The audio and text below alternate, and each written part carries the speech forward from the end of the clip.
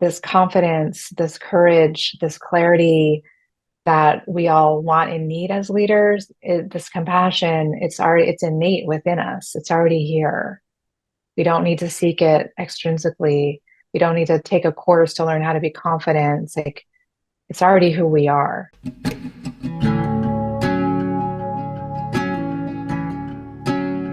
Going Inside is a podcast on a mission to help people heal from trauma and reconnect with their authentic self. Join me, trauma therapist John Clark, for guest interviews, real-life therapy sessions, and soothing guided meditations. Whether you're navigating your own trauma, helping others heal from trauma, or simply yearning for a deeper understanding of yourself, Going Inside is your companion on the path to healing and self-discovery. Download free guided meditations and apply to work with me one-on-one at johnclarktherapy.com. Thanks for being here. Let's dive in. Sara Avant Stover is the author of 3 books, teacher and mentor of women's spirituality, empowerment, and entrepreneurship, and a certified internal family systems practitioner. She lives in Boulder, Colorado, and is online at saraavantstover.com. Sara, thanks for being here, for doing this. What else should people know about you in terms of who you are and how you got here? Thanks for having me. And that feels like a big question. It's always Yeah, hard to it's vague on define purpose. myself through a professional bio. But I think I would add to that that everything that I teach and that I share stems out of my own life experiences.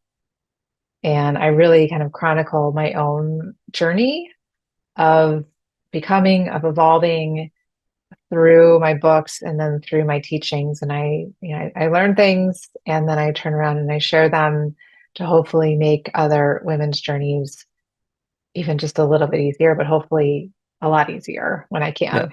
Yeah. Yeah. Tell me more about who you work with specifically and how you help them. I work with women entrepreneurs, so business owners, coaches, consultants, therapists, creatives, service providers, and particularly women entrepreneurs who have more of a spiritual orientation and are coming from a heart-centered approach and are wanting to bring their work into the world or bring it forward in a bigger way as an expression of their deepest self. IFS, the self with a capital S.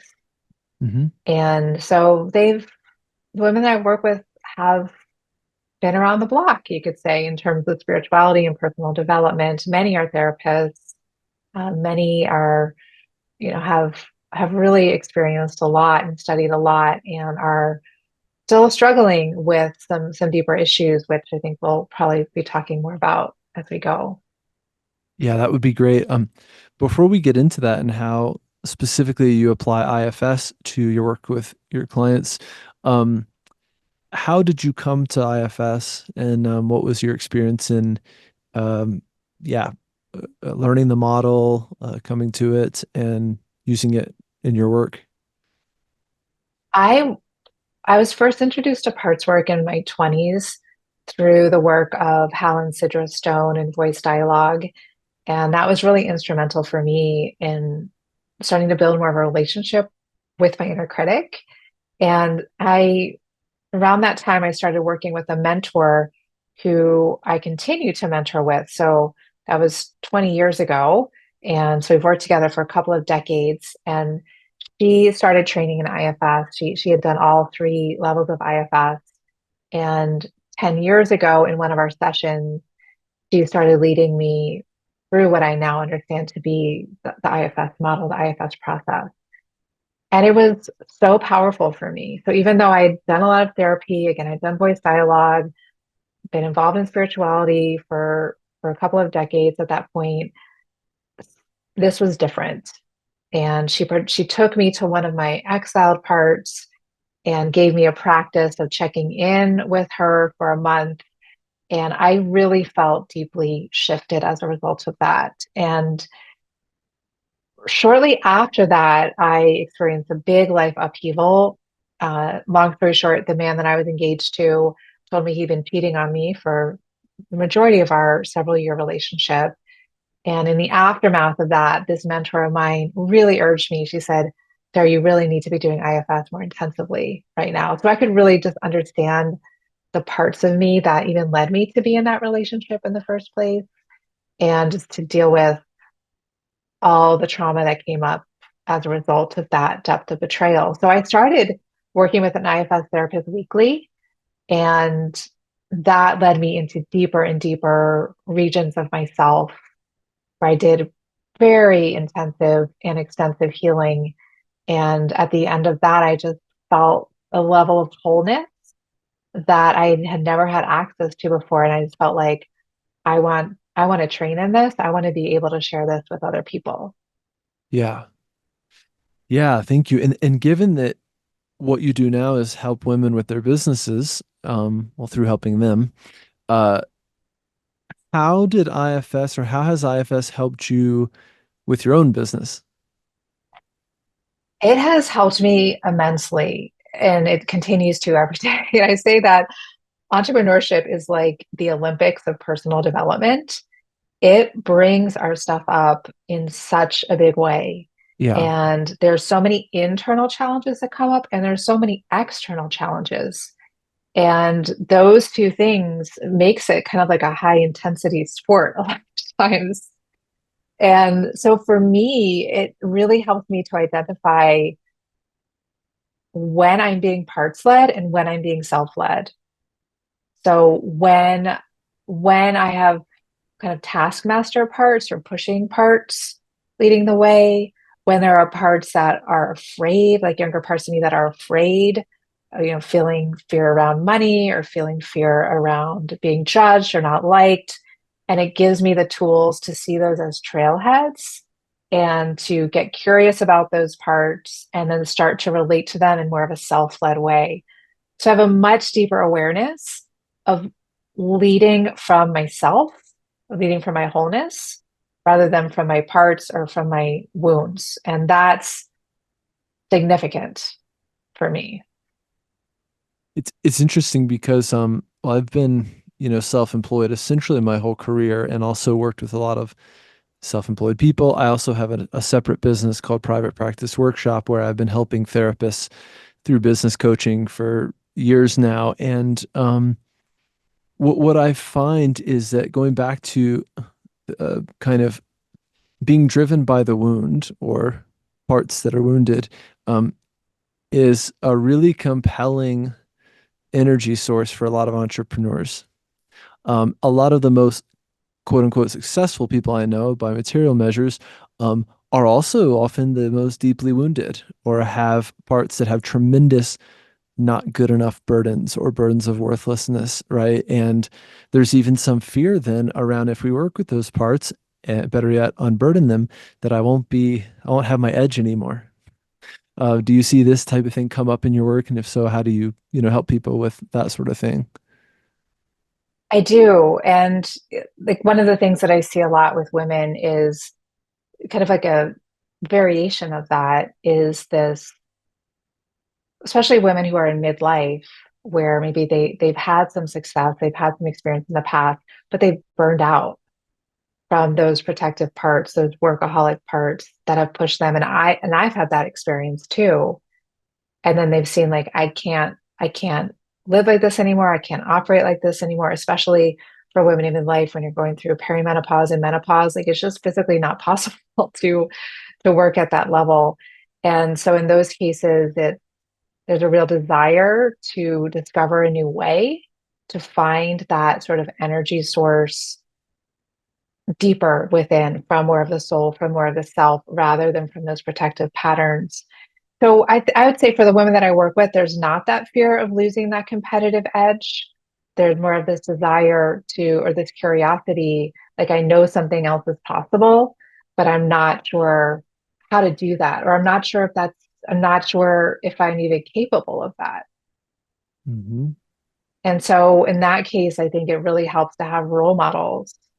And I'm grateful to have a few role models in this realm of more spiritual entrepreneurship who have demonstrated to me it is possible to have a big impact, to make good money, to live a good life that's aligned with your values by not getting swallowed up in workaholism and hustle culture, but by really doing it from your deeper self. So I think it does help to just look out and see who's doing this. And then that shows our part, like it really is possible.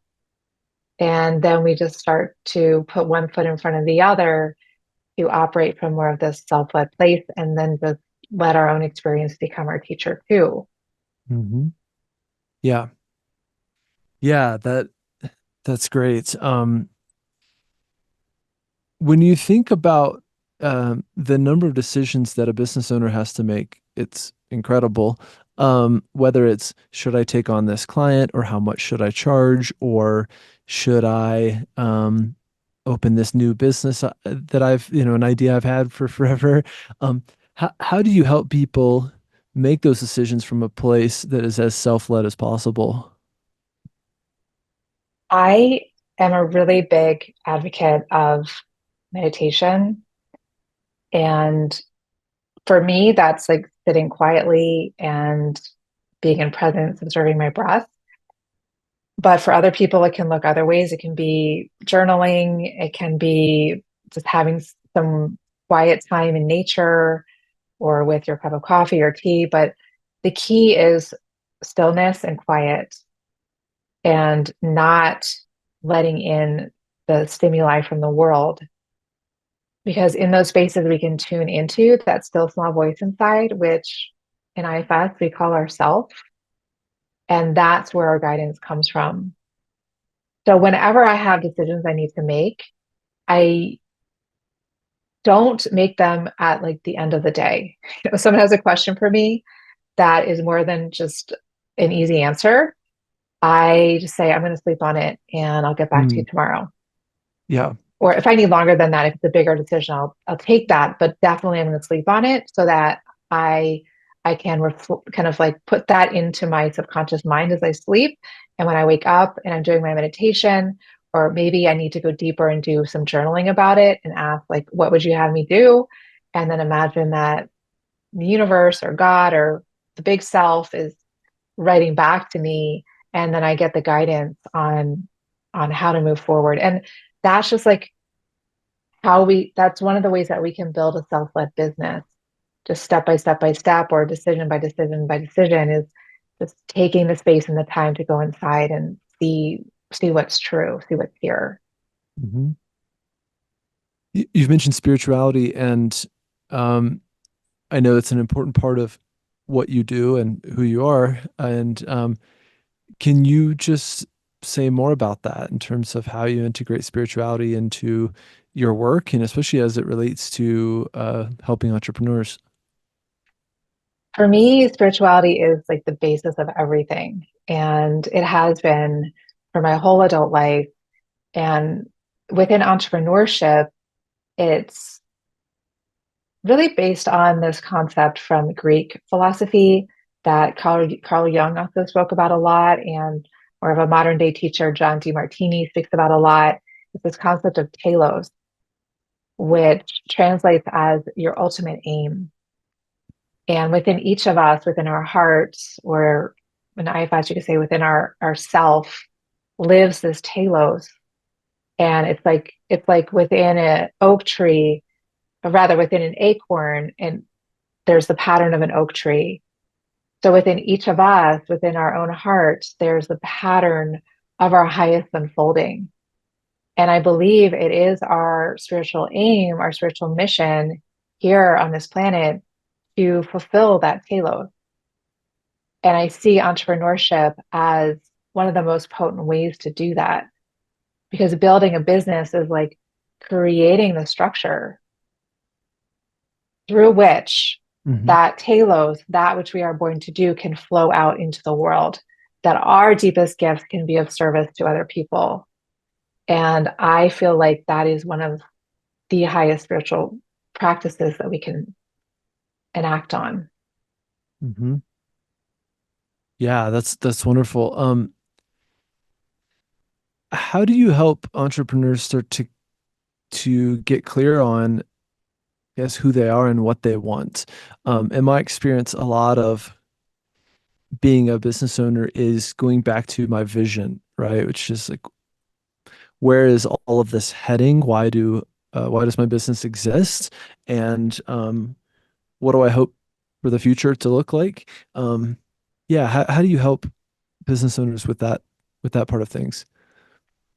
Sure. I do a similar thing in terms of vision, and I'm thinking about I have a year-long program. It's a mentorship and mastermind circle that's rooted in IFS. It's called Sorcerer's CEO. And the first masterclass that we do in that year is on setting your soul-centered foundation and really clarifying your vision. And I love the teaching from Stephen Covey in his Seven Habits of Highly Effective People, really advocating to begin with the end in mind. So I really advise women to take time, have some space around it, maybe do it on a day off, or if you have, some extra space in the morning, or even when you're on vacation out in nature, is to really just feel into, what do I want my life to be? How do I want to live my days? Who do I want to spend my time with? How do I want to spend my time? And that can start to give us a sense of kind of how to reverse engineer things from there. But to get really clear on where you're going, it's like if you're designing your dream house, you want to first get a sense of like, well, what is my dream house? Like, how many rooms does it have? Where is it? What kind of architectural style does it have? And only from there can you start to craft the blueprint. And only from the blueprint can you actually start to build the house. So when we begin with the end in mind, then we know that there's a much better chance that the life we're constructing is going to actually, in the business we're building, are actually going to be things that we like once we're inside of them. Hmm. Yeah, that's really well said. What about well, did you ever read this book, The Big Leap? Yes. Yeah. So this guy, Gay Hendricks, came up with what he calls upper limit challenges, which are kind of like reasons why you could say, parts sabotage, or when we get close to reaching certain levels of success or breaking through um, glass ceilings of our own, why sometimes uh, we have parts that sabotage or feel unworthy. Um, well, I'm curious your thoughts around those types of issues around like deserving, quote unquote, or entrepreneurs that are quite capable of more or of success or having a bigger impact, but there are parts that hold fears around being seen, or am I worth it, or imposter syndrome, or why me? Do I deserve success, whatever it might look like? Yeah, any thoughts on that? One practice that I advocate is to hold an interfamily meeting when you're doing visioning. And so this, like, say that you have a plan, say that you want to, a lot of women that I work with want to create a group program of some sort, whether it's an online course or group coaching program. And so it's like actually going inside and doing a meditation with our parts and envisioning ourselves, whether like our parts are sitting in a circle on the floor or out in nature or around a conference table of some sort, and envisioning ourselves as the leader and just telling our parts like, this is the vision, this is what we like to do, and here's why. And then opening up space. Okay, so does anyone have any objections to this? Does anyone have any fears about this? And taking the space to really hear those out. And then you might need to spend some more time with some of the ones who hold more fears and objections. But then we're operating and we're moving forward from a place of more wholeness and not overriding our parts or bulldozing them, but really making sure that everyone's on board and gradually over time can start to move in the same direction. So this approach requires moving more slowly. However, one of the core sayings in IFS is that slow is fast, and we'll actually get to where we want to go more quickly if we're willing to slow down at these points where our protectors can kind of dig in their heels. Mhm. Yeah, great. Um, what else do you want us to know? One of the biggest things that the women that I work with struggle with, and I think is a big one for entrepreneurs, is the fear of being seen and of being more visible, which is a necessary part of, quote, putting ourselves out there. And I just really want to validate that we all have that fear. And I don't, maybe you can tell me because you work with men. I don't work with men. I know it's very big one for women. Yeah. And to recognize like that's those are parts of us. That's not who we are, but that who we are, one of the qualities of self energy is confidence and courage. And so when we're not feeling that, just to recognize, oh, that's a part of me. And if it's a part of me, I can build a relationship with it and I can support it. Hmm. Do you This is a notice big, that with men? yeah. Well, let me say that this is a big one, and I'm glad that we stumbled upon it because this fear of being seen is prevalent. It's insidious. I think about it a lot because also, let me say this: I see it less among men, and I think there's a lot of differences in the way that we're stereotypically gendered, and um, for whatever reason, men or little boys often come out of childhood with some sense of like, I can be exactly what I want or whoever I want or as great as I want. I can be an expert and people will regard me as such. Um, so I'm aware of these, and that for many women, there are layers of suppression on that and doubt and fears and also even oppression that happens not only from men but also amongst women. So I'm very interested in these dynamics. I I can speak from my own experience and say I don't know why I've always felt comfortable like turning on a camera and a microphone and speaking confidently about things. Again, I can guess that a lot of it has to do with my upbringing and being a boy, right? Being a man, being raised the way I was, or cultured the way I was, gendered the way I was. And on the other hand, as a parallel, my wife, who is a coach and an entrepreneur, she's kind of like a new coach and new entrepreneur, has had a lot of, I guess, blocks come up around like creating content, putting myself out there. Like, who am I to make a podcast? Who am I to make a YouTube video? And I just notice for myself, I don't have those blocks, right? Yeah. And that is such a difference for me to be able to just turn on the camera and the microphone and start recording. And this is the second business in which I've done this and made content and built expertise around like what I know. To your point, originally, a lot of what I teach is just what I just learned, especially in my private practice workshop business. It's like learn something, teach it, learn something, teach it.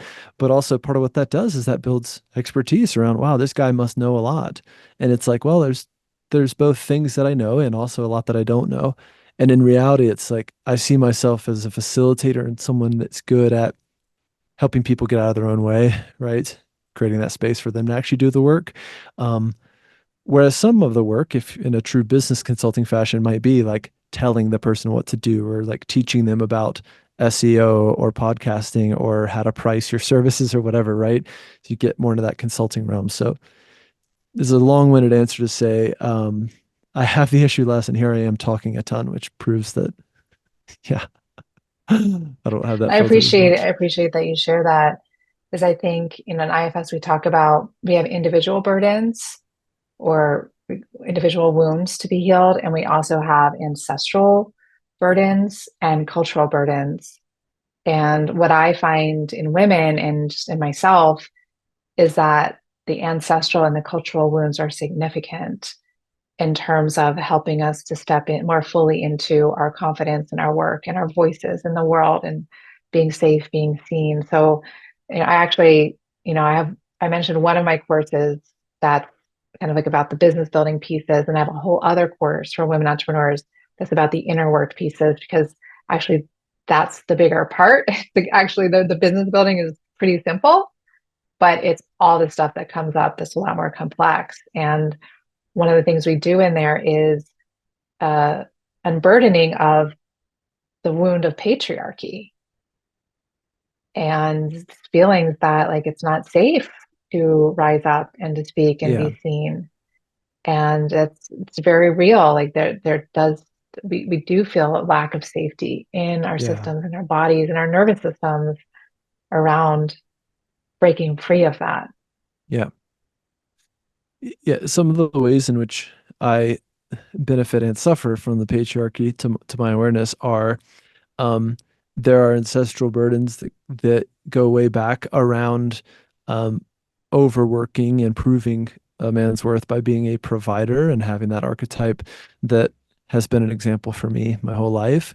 That is, again, both can be a real driver and also a very dangerous um, dynamic to have inside of you, you know.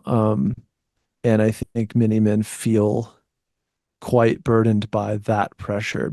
Even when externally there is safety or more than enough money, or you have um, two partners who are both working, in the household, there's this sense of like, if I'm not providing, I'm a failure. And it runs so deep. Yeah.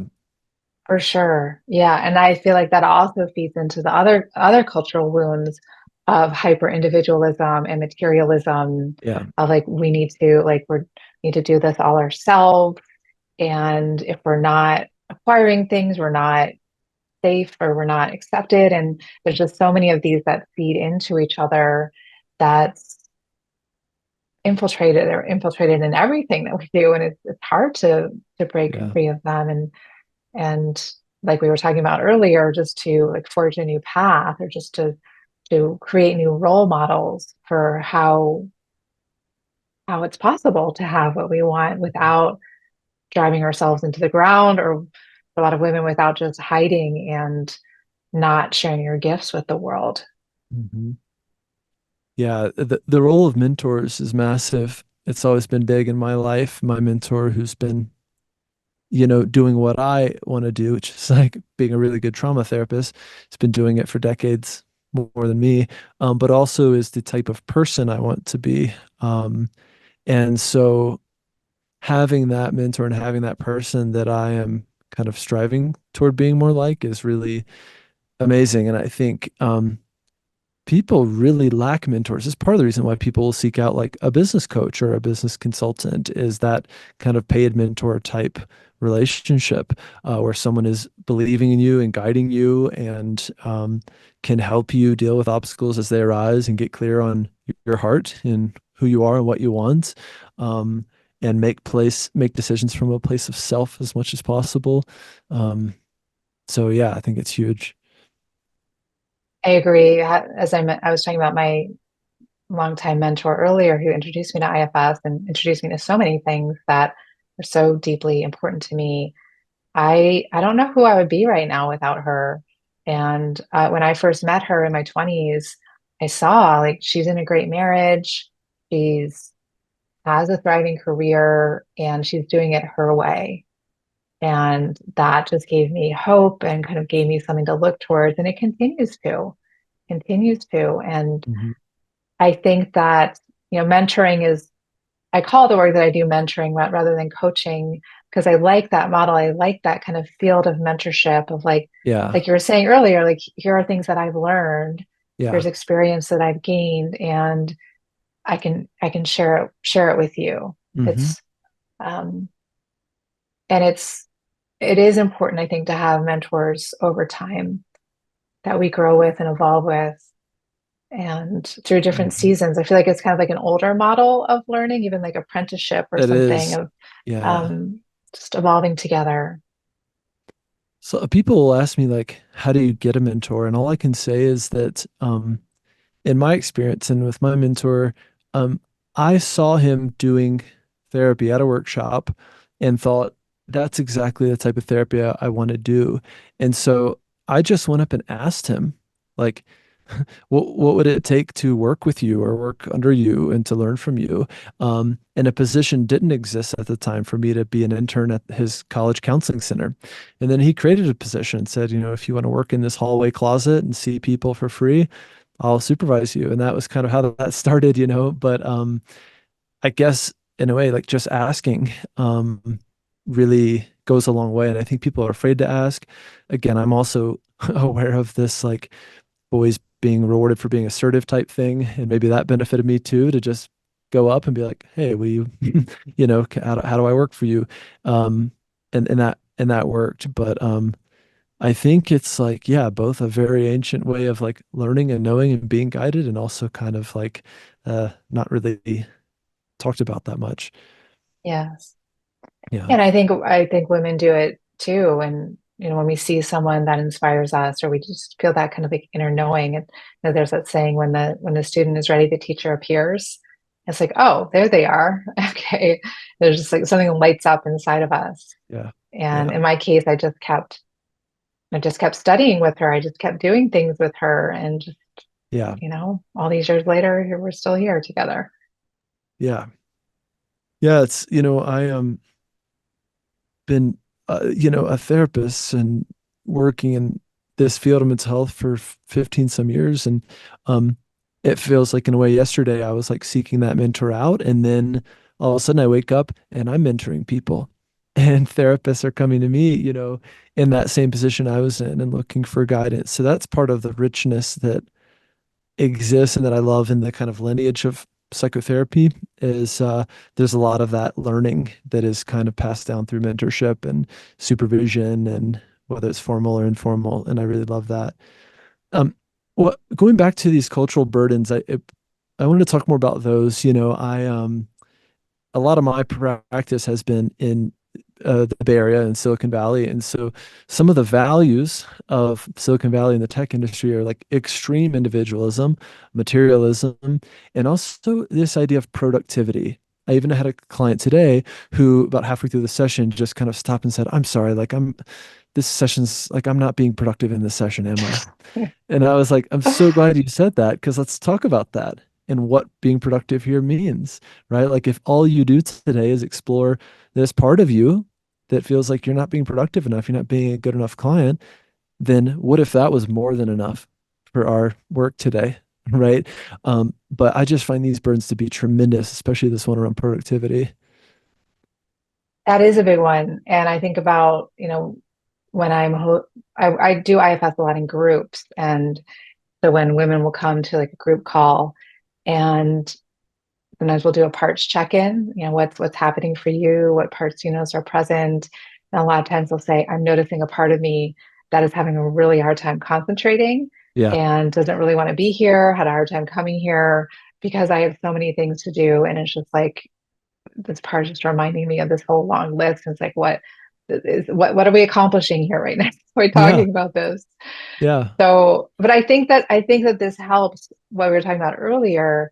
It helps to slow down the mechanism that keeps us in this like pedal to the metal workaholic mode, and starts to turn on that sea of curiosity.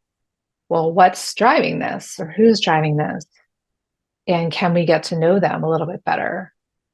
Yeah. And that in and of itself is uncomfortable for those parts, because we inherently need to slow down in order to ask that.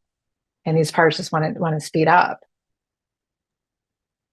And of course, in IFS, not acknowledging the intention, the good intention of all parts, right? It's like, whoa, there's a part that really wants me to make sure I get everything done in a day, or that I don't fall behind, or that a part that actually has a sense of healthy urgency of I want to make the most of my time, right? Or have the Yeah. most impactful business possible. It's like, hey, thanks for that reminder. The reminder might come in a really intense way, or it might sound like a harsh inner critic. It might look and sound like mom or dad or whomever. Um, but if you look at that intention, it's often um, to help motivate the person, the system, but often comes from a place of polarity, you know, or of And a a place burden of part, fear. place of fear. Yeah. And like that question in IFS, what are you afraid would happen if Yep. we weren't as productive? Or what are you afraid will happen if we're not as productive right now? Yeah. And also, and I love that you presence that all parts ultimately have positive intentions, and that parts have agendas. Yeah. So coming back to that kind of practice I was sharing earlier of that inner family meeting or kind of like an inner conference table, if we're talking about in business sense, and when parts can start to see or hear different agendas, then it also expands their awareness of, oh, there's different ways of doing things. Like Yeah. maybe we can be as productive without doing it this way that we've always done it. Or maybe we can actually be more productive if we do it in a different way. Paradoxically. Yeah. Yeah. There's a part that wants to work a lot. There's a part that like just wants to play and says, "Hey, um, maybe your creative pursuits are falling by the wayside because you're working so much," right? Bringing those parts to the table, making them aware of self, starting that process of kind of unblending and negotiating around what we should do here and how we should spend our lives. Yeah, spend our time. One of my business mentor years ago, and she shared with me, and I know others have shared this too, that at a certain point, overworking starts to look a lot like underworking. And I really just remind myself of that when I'm tired and I'm just like doing, doing, doing. And I know that I'm actually not being that efficient or effective. And I just came back. I take the month of August off every year for sabbatical. I just last week was my first week back in the office. And every time after I take time off, I come back with new ideas like, how can I make things simpler? How can I do Yeah. less? And it's always an edge. It's always, it's a continued growing exploration. And a lot of times the most successful people that I know say that actually the way to new levels is to do less, is to simplify Yeah. things. And there is something to that, to really exploring what that can look like for Yeah. each of us, just in whatever season we're in. Letting your business breathe, getting some perspective, because obviously we spend most of the time in it, right? Working in the business rather than on it.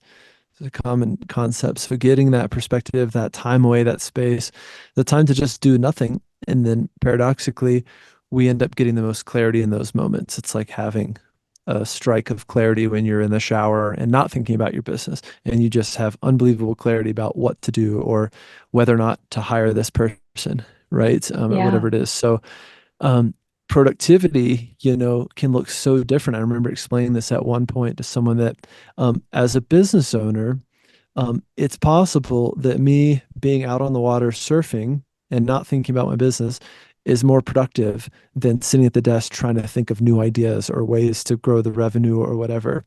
That's just been my experience over time, right? Is to spend as much time as I can stepping back, getting clear. And those are when I find I'm most connected to creativity, or you could say, self energy tends to come in those moments more so than when I'm like at my computer trying to just force it, banging my head against the Yeah. wall. Yeah. And also just speaking as a woman who's in midlife, I'm about to turn 47. One of the big epiphanies that I had during my time off last month was that I am definitely in perimenopause, and just really feeling that in my body, in my emotions, in my mind, and really understanding as I'm stepping back into things that I need to structure things in a different way. It's like it's a necessity for my health, for my sanity. And it's right now it feels challenging. It's Yeah. like my parts are like, how are we going to do this? Like even just Yeah. needing to restructure when I have my meetings, when I eat my Yeah. meals, and Yeah. really needing to make sure that I don't have periods of pushing. And it's always an invitation of like, yeah, there's a next level wanting to happen here, and to get there we need to do things a different way. And how can we be creative in doing that? That's right. Often parts are operating from historical contexts, right? And so you come back and parts are still working from those perspectives of how things were.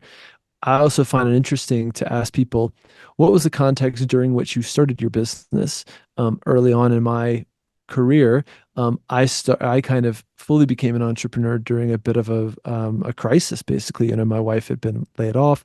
All of a sudden, we lost health insurance. every single bill was all of a sudden a major stressor. And just overnight, it meant that I had a crazy amount of urgency in my business. Really, it felt like a crisis. So that was both a potent, fuel source for some time that eventually led to burnout. And so parts of me still don't trust that we're not in that crisis, Hmm. and that's where the Yeah. updating part of the unburdening sequence in IFS can be so helpful, is that of course parts are still going 100 miles an hour because they think I'm back there in that Yeah. crisis. Yeah. Yeah. Um, as we start to wrap up here in a few minutes, I guess what do you feel like is missing from the conversation? And anything you want to make sure that you share before we start to talk more about, yeah, your offerings and how you're helping people? I feel like we covered, you know, the main points is to really, at least from where I'm sitting in this moment, is to create space to really listen to our higher self and be guided by that, to hold these inner family meetings, to help to bring our parts on board and to do more targeted one-on-one work with various parts that are needing more support, Hmm. and to recognize that this confidence, this courage, this clarity that we all want and need as leaders, this compassion, it's innate within us. It's already here. We don't need to seek it extrinsically. We don't need to take a course to learn how to be confident. It's already who we are. So how can we tap into these resources that live within us? Yeah, thank you for that. That's kind of the ultimate message that IFS offers, the stance that IFS takes, and the paradigm shift that IFS talks about. You put it really, really nicely there. Yeah, Sarah, thank you again for doing this. And just to wrap up, maybe a little bit about more about your offerings and how you help women, and how they can reach out and talk to you about working together. Sure. Well, the best way to connect with me is on my podcast. It's called Herself, two words, and it blends IFS and women's spirituality. So you can find that wherever you listen to your podcast. And then my website is just my name, saraavantstover.com. And from there, you can see various ways to work together, whether it's an online program. I lead in-person retreats at various times of the year for women entrepreneurs and leaders. And I also do one-on-one mentoring. Wonderful. We'll put links to that stuff in the description and show notes, of course. And yeah, Sarah, thank you again for being here. I really appreciate getting to know you and hearing about your work, and lots of the overlap we have as well in terms of how we help people and who we help. So yeah, thank you again, and love to have you back sometime. Thanks. I enjoyed our conversation. All right, take care. Thanks for listening to another episode of Going Inside. If you enjoyed this episode, please like and subscribe wherever you're listening or watching, and share your favorite episode with a friend. You can follow me on Instagram, YouTube, and TikTok at John Clark Therapy, and apply to work with me one-on-one at johnclarktherapy.com. See you next time.